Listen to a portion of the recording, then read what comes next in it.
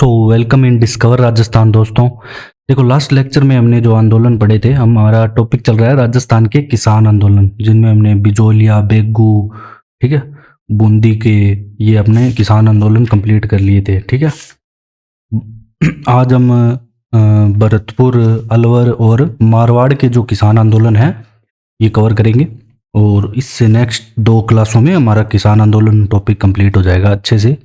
क्योंकि देखो डिटेल में पढ़ना ज़रूरी है, क्योंकि जिस हिसाब से पेपर सेट हो रहा है तो आपको हर बात पता होनी चाहिए। ठीक है, बाकी इसमें जो इम्पोर्टेंट चीज़ें होती है तो वो मैं आपको बताते जाता हूँ कि कौन सी चीज़ पे आपको ज़्यादा फोकस करना है, कौन सी चीज़ें यहाँ पे आपके लिए इम्पोर्टेंट है एग्जाम की दृष्टि से। ठीक है, तो देखो जब हम अलवर का किसान आंदोलन पढ़ते हैं तो यहाँ पे जो प्रमुख रूप से आंदोलन हुआ था वो खालसा क्षेत्र के राजपूत, ठीक है, खालसा क्षेत्र के राजपूत किसानों ने लगान में वृद्धि के कारण यहाँ पे आंदोलन किया था। ठीक है, तो ये बात इतनी कोई ज़रूरी नहीं है याद रखने के लिए, बस ये बताई गई है। 1923-24 में बंदोबस्त द्वारा लगान में 40% की यहाँ पे वृद्धि कर दी गई थी। ठीक है, और मेन यहाँ पे बात है कि सूरों को यहाँ पे पाला जाता था। ठीक है, और उन सूरों को मारने पे भी यहाँ पे प्रतिबंध था, और उन सूरों को इसलिए रखा जाता था स्पेशल कि वो किसानों की खड़ी फसलों को नुकसान पहुंचा सकें। ठीक है, ये जंगली सूर थे। कौन से जंगली?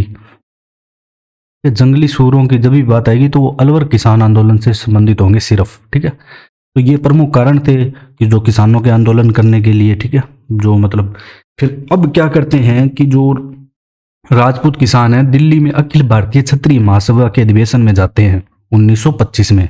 ठीक है, और यहाँ पे अपनी आवाज़ उठाते हैं कि हमारे से इस प्रकार से कर वसूला जा रहा है, लागतें ली जा रही है और हमारी फसलों को भी नुकसान पहुंचाया जा रहा है और किसानों पे कुल मिला के अत्याचार किया जा रहा है। हर आंदोलन में यही पॉइंट था। और यहाँ पे क्या है कि पुकार नामक पत्रिका है, इस समस्या को प्रकाशित भी करती है, पुकार नामक। अब भाई इस समय एक कांड होता है नीमूचाणा कांड। ठीक है, ये मोस्ट इंपॉर्टेंट है जो एग्जाम में हर बार आता है। तो ये कांड 13 मई 1900, देखो ये जो डेट दी गई है ये कांड की वैसे डेट नहीं है। ठीक है, कांड की डेट है 14 को। ठीक है, 13 मई को किसान एकत्रित होते हैं, तो इसलिए मैंने ऊपर लिखा है। अगर आपसे पूछा जाए कि नीमूचाणा कांड कब हुआ तो 14 मई 1925 आपका आंसर आएगा, और नीचे डेट है मैं बता दूंगा आपको। देखो नीमूचाणा गांव है बानसूर तहसील के अंदर। ठीक है, यहाँ पे किसानों की सभा चल रही थी।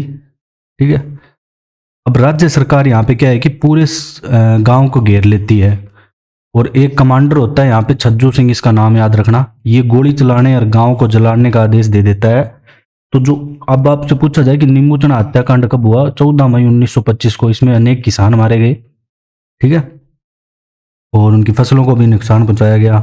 ठीक है, 144 तो घर जला दिए गए, 156 यहाँ पे व्यक्ति मारे गए, तो बहुत ज़्यादा, सबसे ज़्यादा व्यक्ति यही मारे गए। 160 पशु मारे गए, 600 व्यक्ति यहाँ पे घायल हो गए। और इस जो नीमूचाणा हत्याकांड की है सबने निंदा की।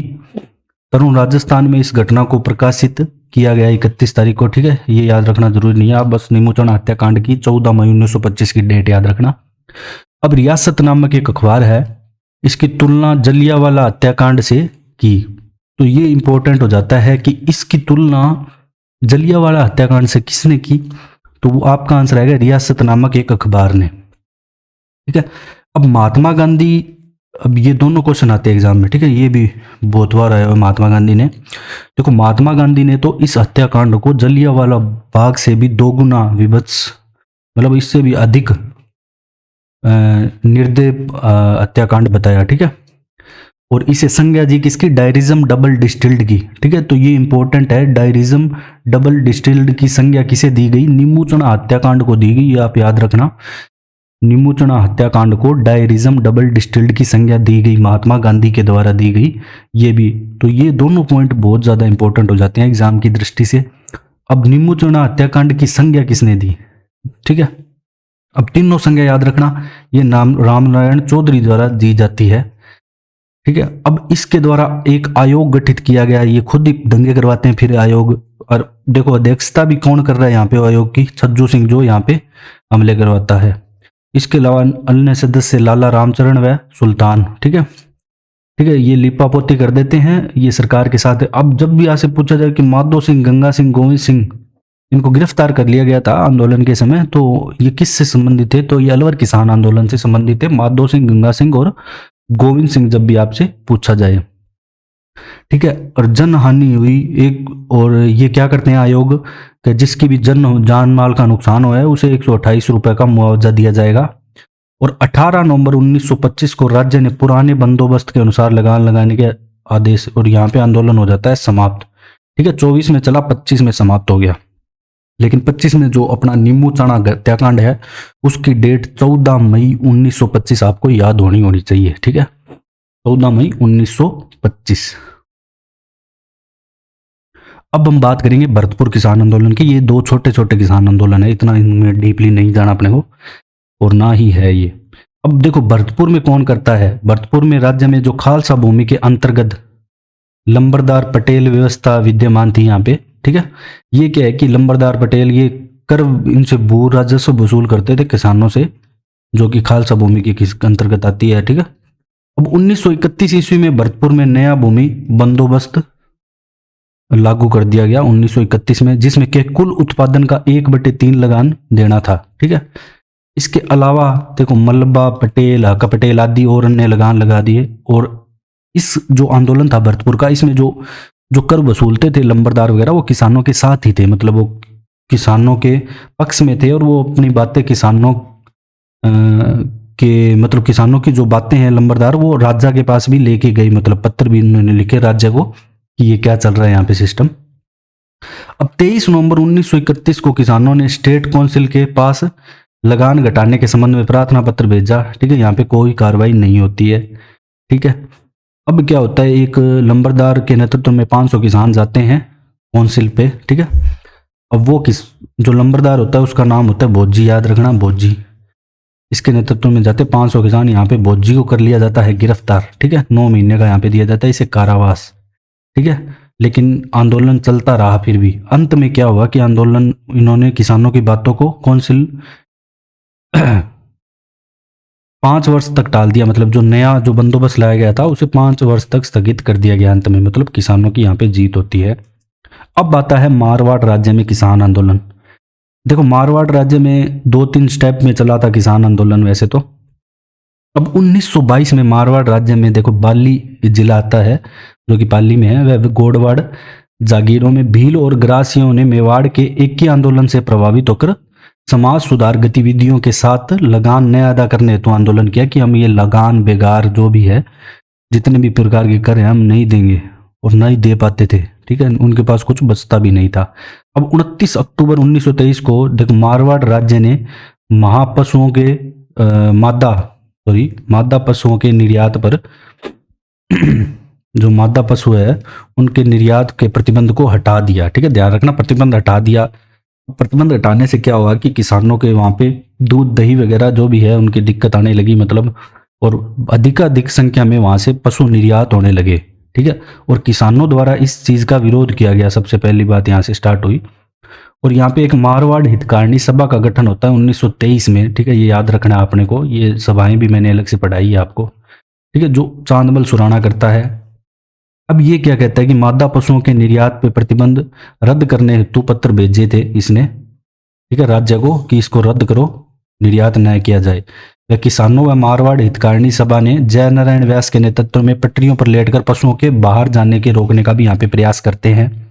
ठीक है, फिर 15 जुलाई को क्या होता है कि गंगा श्याम मंदिर एक सभा का आयोजन कर इस आदेश का विरोध भी किया जाता है। ठीक है, और मारवाड़ हितकारिणी सभा के कार्यकर्ताओं को यहाँ पे बंदी बना लिया जाता है। ठीक है, और 1 सितंबर फिर 1924 को पशुओं के निर्यात पर प्रतिबंध लगा दिया।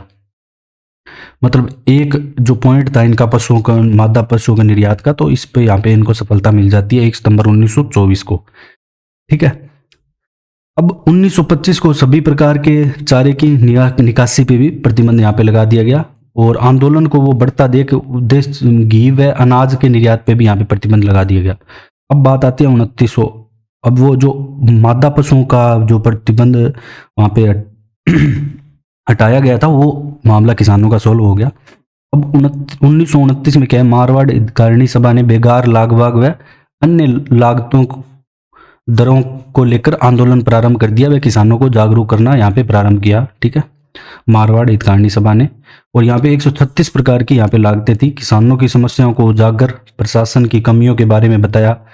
ठीक है, ये कौन बताता है? ये बताता है लघु पुस्तिकाएं 2 प्रकाशित की जाती हैं, पोप्पाबाई की पोल और मारवाड़ की अवस्था। तो ध्यान रखना ये किस किसान आंदोलन से संबंधित है? पोप्पाबाई की पोल, मारवाड़ की अवस्था लघु पुस्तिकाएं जो जयनारायण व्यास द्वारा प्रकाशित की गई थी मारवाड़ हितकारिणी सभा के निर्देशन में। ठीक है, अब इसमें के बाद क्या होता है कि जयनारायण व्यास, आनंदराव सुराणा व भंवरलाल सराफ, इनके खिलाफ किसानों को भड़काने या जो भी है नागौर की अदालत में मुकदमा चलता है। 5 वर्ष का इन्हें कारावास होता है। लेकिन गांधी इरविन जब समझौता होता है 9 मार्च 1931 को इन्हें रिहा कर दिया जाता है तीनों को। अब क्या है कि 1930 में आर्थिक मंदी आई थी। ठीक है, इससे अनाज की कीमतों में आ गई गिरावट। अब एक नए सिस्टम चालू हो गया, बिगोड़ी। बिगोड़ी क्या होता है? बिगोड़ी एक कर होता है, याद रखना, ये भी पूछा जा सकता है। बिगोड़ी, बिगोड़ी से भी देखो नाम से स्टब है। बिगोड़ी में बिग्घा आता है, प्रति बिग्घा भू राजस्व के रूप में वसूला जाने वाला राज्य का हिस्सा बिगोड़ी कहलाता है। ठीक है, ये ध्यान रखना, ये इंपॉर्टेंट है। अब एक चिन्ह का बरिया नामक मंडोर में जगह है, इसके पास 8 जुलाई 1931 को माली जाति के किसानों ने बिगोड़ी को 50% कम करने की यहाँ पे मांग रखते हैं। अब इसके बाद क्या है कि मारवाड़ में सभी जगह ये मांग शुरू हो जाती है कि बिगोड़ी को कम करो। 24 से 25 नवंबर को 1931 को मारवाड़ राज्य लोक परिषद का अधिवेशन होता है यहाँ पे। ठीक है, तो ये ध्यान रखना आप, ये भी बात इंपॉर्टेंट है कि मारवाड़ राज्य लोक परिषद का इस आंदोलन के बीच में यह अधिवेशन होता है। 1931 को होता है, अपने को ये याद रख लेना बस। अध्यक्षता करता है चांदकरण शारदा, मुख्य अतिथि कस्तूरबा गांधी होती है। यहाँ पे बिगोड़ी व बेगार के खिलाफ प्रस्ताव भी पारित किए गए थे। ठीक है, और किसानों की स्थितियां बताई गई थी कि क्या स्थिति है किसानों की। ठीक है, हाँ तो देखो यहाँ पे फिर 1923 में मेड़ता परगना के किसान आते हैं जोधपुर। ठीक है, जोधपुर पहुंचकर ये बिगोड़ी और वही बेगार का और एक बुवाई लागी चराई कर घास मरी, मतलब चराई कर है घास मरी मारी, समाप्त करने के लिए कहते हैं। ठीक है, फिर 16 जून 1934 को बिगोड़ी दर में प्रति ₹1 की यहाँ पे कमी की जाती है 1934 में। ठीक है, और खालसा क्षेत्र में किसान आंदोलन समाप्त हो जाता है, मतलब खालसा क्षेत्र में। ठीक है, वहां के लोग मतलब मान जाते हैं, खालसा क्षेत्र के किसान। फिर 1936 ईस्वी में 119 लागतों को यहाँ पे समाप्त कर दिया गया। ठीक है, लेकिन जागीरदार इन्हें वसूलते रहे। ठीक है, जो नीचे तक मतलब लाभ इसका नहीं पहुंच रहा था किसानों तक। अब क्या होता है कि मारवाड़ लोक परिषद की स्थापना होती है, आपको याद रखनी है, 1938 में होती है। ठीक है, मारवाड़ लोक परिषद की जयनारायण व्यास करते हैं और किसानों का समर्थन करते हैं ये जो मारवाड़ लोक परिषद है। ठीक है, और 7 सितंबर 1939 को अवैध लागतों के विरुद्ध आंदोलन किया जाता है। ठीक है, फिर किसानों का यहाँ पे दमन किया गया, मतलब किसानों पे अत्याचार किया गया। ठीक है, किसी भी प्रकार से उन्हें दबाया गया। ठीक है, शक्ति बल का प्रयोग करके। फिर मारवाड़ लोक परिषद को यहाँ पे 1940 में अवैध भी घोषित कर दिया गया है। देखो, ठीक है, जो मारवाड़ लोक परिषद स्थापित हुई थी 1938 में, 40 में उसको अवैध घोषित कर दिया गया। ये बात भी आपको पता होनी चाहिए कि मारवाड़ लोक परिषद को अवैध घोषित कब किया गया। ऐसे ही जो पहले सभा थी जो मारवाड़ लोक हितकारिणी, उसको भी अवैध 1932 में किया गया था। मारवाड़ किसान सभा का गठन ये कौन करता है? देखो, मारवाड़ किसान सभा का गठन किसानों को तोड़ने के लिए किया जाता है 1941 में, मारवाड़ जो सरकार है उसके द्वारा, ताकि वो किसानों को बांट सके और अपने जो कर व्यवस्था है वो वैसे ही चलने दें इसके लिए। लेकिन इस मामले में भी असफल हो जाती है मारवाड़ सरकार, राज्य सरकार। ठीक है, अब मारवाड़ में 2 घटनाएं होती है। चंदावल की घटना होती है 28 मार्च 1942 को, अपने को बस ये डेट याद रखनी है, 28 मार्च 1942 को। देखो, जो मारवाड़ लोक परिषद है इसके सदस्य है प्रमुख रूप से जो मांगीलाल है, ये उत्तरदायी शासन दिवस मनाने के लिए एक चंदावल है, सोजत में जगह है पाली में, यहाँ पे सम्मेलन बुलाता है 28 मार्च 1942 को। ठीक है, तो अपने को ये पता होना चाहिए कि 28 मार्च 1942 को चंदावल की घटना हुई थी। ठीक है, यहाँ किसानों पे अत्याचार होता है। ठीक है, परिणाम 2 दिसंबर 1943 को जागीरी क्षेत्र में भूमि बंदोबस्त करवाने की घोषणा कर दी गई। ठीक है, फिर आता है डाबड़ा कांड। तो डाबड़ा और चंदावल दोनों मारवाड़ किसान आंदोलन से संबंधित है। जो डाबड़ा कांड होता है वो होता है 13 मार्च 1947 को। ठीक है, 13 मार्च 1900, ये भूमि बंदोबस्त होने के बाद भी जागीरदारों के अत्याचारों की यहाँ पे कमी नहीं हुई थी, उसके लिए होता है। ठीक है। वही मारवाड़ लोक परिषद द्वारा यहाँ पे सम्मेलन डाबड़ा, जो वर्तमान में डीडवाना में है, वहाँ आयोजित करवाया जाता है। यहाँ पे 5 से 6 हजार किसान एकत्रित होते हैं। ठीक है। अब जागीरदार यहाँ पे सशस्त्र यहाँ को घेर कर किसानों पर अत्याचार करते हैं। ठीक है। और एक पन्नाराम की ढाणी है जो इनको किसानों को जो शरण देती है, जो ये लोक परिषद के कार्यकर्ताओं को यहाँ पे जिसने शरण दी, उसको भी, ढाणी को भी तहस नहस कर दिया जाता है यहाँ पे। इसके बाद देखो जून 1948 में जयनारायण व्यास के नेतृत्व में जो मंत्रिमंडल बनता है, ठीक है, मतलब ये जो शासन इस प्रकार का ये समाप्त हो जाता है। फिर कहाँ जाके किसानों को राहत मिलती है। ठीक है। और मारवाड़ सेवा संघ लिखा हुआ है यहाँ पे 1920 में जयनारायण व्यास द्वारा स्थापित किया गया मारवाड़ सेवा संघ। ठीक है। तो अगर आपको हमारा कंटेंट पसंद आया तो share and subscribe. Thanks for joining discover Rajasthan.